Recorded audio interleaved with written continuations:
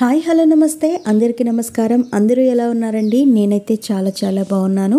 మీరందరూ కూడా బాగుండాలని మనస్ఫూర్తిగా కోరుకుంటున్నాను. Welcome back to our channel Laddu vlogs 369. So ఇవాల్టి మన రెసిపీ మా నెల్లూరు స్టైల్లో బెండకాయ బజ్జీ ఏ విధంగా తయారు చేస్తారో చూద్దాం. మన ఛానల్ని లైక్ చేయండి, షేర్ చేయండి, సబ్స్క్రైబ్ చేసుకోండి. సో ఇక ఆలస్యం చేయకుండా వీడియోలోకి అయితే వెళ్ళిపోదాం. సో మనకు కావాల్సిన పదార్థాలు: పావు కిలో బెండకాయలు, పచ్చిమిరపకాయలు ఒక 10, అలాగే 2 టమోటాలు, ఉల్లిపాయలు, కరివేపాకు, కొత్తిమీర, కొంచెం అంత చింతపండు, ఎండుమిరపకాయలు. సో స్టవ్ మీద గిన్నె పెట్టేసుకున్నాను. ఇందులో మనం ఒక 2 గ్లాసులు నీళ్ళు అయితే యాడ్ చేసుకున్నాను. ఇప్పుడు ఇందులో మనం బెండకాయ ముక్కలు యాడ్ చేసేయాలి. సో బెండకాయలు కట్ చేసేటప్పుడు కొంచెం చక్కగా చూసుకొని కట్ చేయండి, లోపల పురుగులు ఉంటాయి. బెండకాయలు వేసిన తర్వాత పచ్చిమిరపకాయలు, అలాగే టమాటో ముక్కలు, అలాగే కొంచెం అంతా ఉల్లిపాయ ముక్కలు,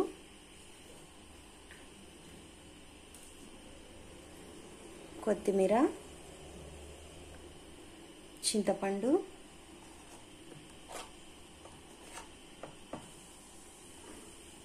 పసుపు వేసేసి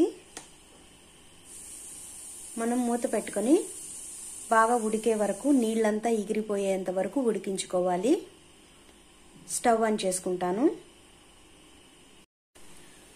స్టవ్ ఆన్ చేసేసాను. ఇప్పుడు ఇందులో వెల్లుల్లి రెబ్బలు ఒక 7 నుంచి 8 వేసేసి మనం మూత పెట్టుకొని మనం బాగా ఉడికించుకుందాము. నీళ్లు మొత్తం ఇంకిపోయేంత వరకు మనం అయితే ఉడికించుకోవాలి. ఒకసారి మూత తీసి చూద్దాము. సో మనకు ఆల్మోస్ట్ కుక్ అయిపోయినాయి.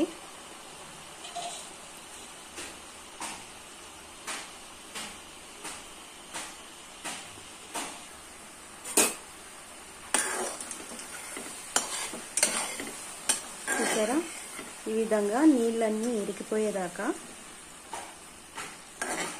మనమైతే ఉడకబెట్టుకోవాలి.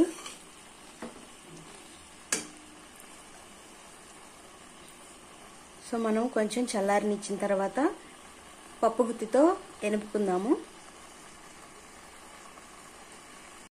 బెండకాయలు అయితే సపరేట్గా తీసి పెట్టుకున్నాను. ఇందులో టమాటాలు, చింతపండు, వెల్లుల్లిపాయలు, పచ్చిమిరపకాయలు, కొత్తిమీర, ఇవి మనం కొంచెం ఉప్పేసి మెత్తగా పప్పు గుత్తితో వెనుపుకుందాము. సో కొంచెమంతా కల్లుప్పు వేసేసి మనం వెనిపేసుకుందాము. చక్కగా పప్పు గుత్తితో చూపిస్తున్న విధంగా ఇలాగా మెత్తగా వెనిపేసుకోవాలి.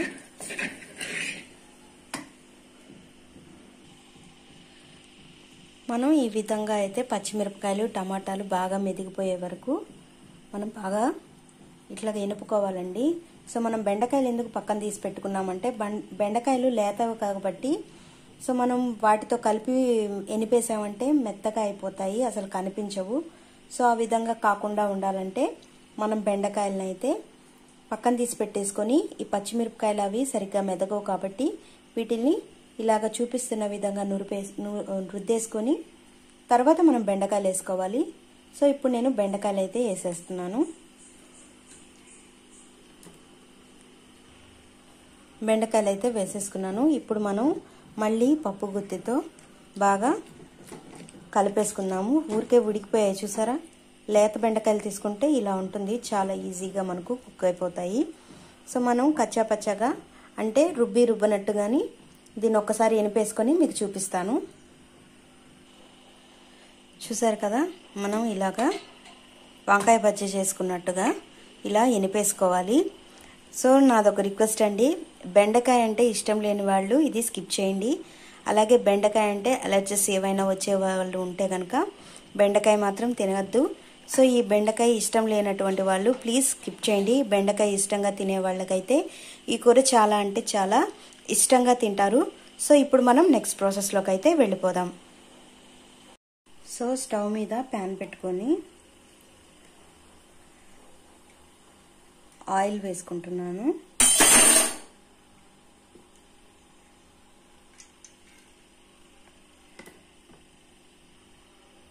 సో ఇప్పుడు ఇందులో మనం ఆయిల్ హీట్ అయిన తర్వాత ఆవాలు, జీలకర్ర, ఎండుమిరపకాయలు, అలాగే కొంచెమంతా పచ్చిశనగపప్పు, కొంచెమంతా ఇష్టం ఉంది అనుకున్న వాళ్ళు ఇంగువ వేసుకోండి.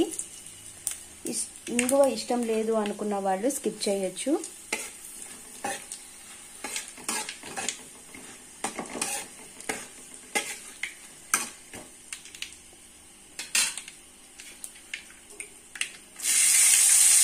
తరిగిన ఉల్లిపాయలు కూడా వేసుకోవాలండి.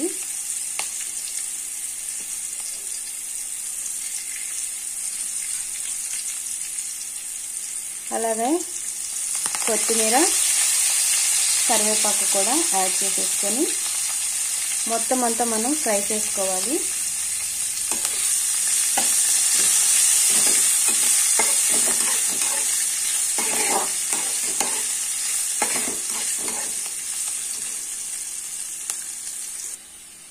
మన పోపు అయితే వేగిపోయిందండి. ఇప్పుడు మనం రుబ్బి పెట్టుకున్న దీనిలోకి వేసేసుకుందాం.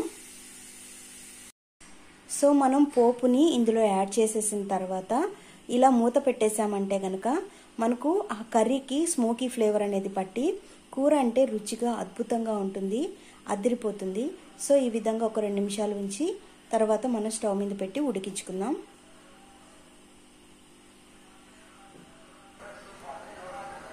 చూసారు కదా, ఈ విధంగా అయితే మనం పోపు వేసేసి మూత పెట్టేసామంటే మనకు ఆ స్మోకీ ఫ్లేవర్ అనేది బయటికి రాకుండా కర్రీకి పట్టేసి చాలా అంటే చాలా టేస్టీగా ఉంటుంది. సో ఇప్పుడు ఒక 2 నిమిషాలు స్టవ్ మీద పెట్టుకొని మనం ఉడికించేసుకుందాం. సో స్టవ్ ఆన్ చేసేసి స్టవ్ మీద అయితే పెట్టేశానండి.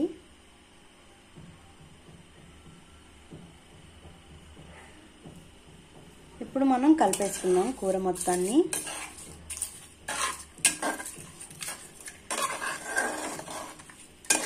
ఒక 2 నిమిషాలు కానీ అలా మంచి సెగ మీద కానీ ఉడికించేసామంటే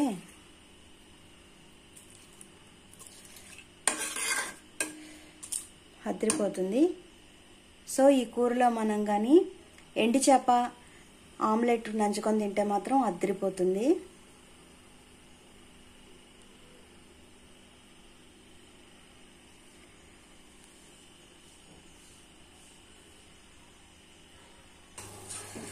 సో చూసారు కదా, మనకు కర్రీ రెడీ అయిపోయింది. సో ఇంతేనండి, ఒక కరెక్ట్గా 5 నిమిషాల్లో మనం ఈజీగా రెడీ చేసేసుకోవచ్చు. సో మన కూర అయితే రెడీ అయిపోయింది. మనం స్టవ్ ఆఫ్ చేసి ఇంకా వేడి వేడి అన్నంలోకి తింటే అదిరిపోతుంది. సో ఫ్రెండ్స్, వీడియో నచ్చిందనే అనుకుంటాను. మరొక మంచి వీడియోతో మేము ముందుకు వస్తాను. అంతవరకు thank you for watching. Bye bye.